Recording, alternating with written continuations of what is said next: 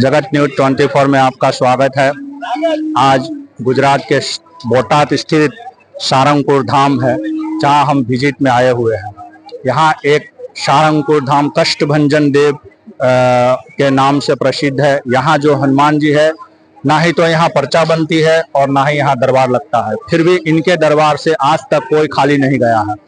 इस विषय में हम यहाँ के जो दर्शनार्थियों है उनसे कुछ बात करते हैं और आप तक पहुंचाने की कोशिश करते हैं। जय श्री राम। सारंगपुर मंदिर विषय में तमने કેટલો ખ્યાલ છે અને અહીંયા जो કેટલાનો મહિમા પૂરા થાય છે, શું કઈ રીતે તમે અહીંયા આવ્યા છો ને ક્યાંથી આવ્યા, જરાક મારો કેમેરામેનને બતાવો। આમ તો કષ્ટભંજન દેવ સારંગપુર હનુમાનજી મહારાજનો મહિમા જોઈએ તો અપરંપાર જ છે। વર્ષોથી દેવ હાજરા હજુર બેઠા જ છે। આમ લાખો માણસોની મનોકામના પૂરી કરે છે। અને સ્વામિનારાયણ સંપ્રદાયના ગોપાળાનંદ સ્વામી એ ટોડા ગામ એમનું જન્મસ્થાન છે।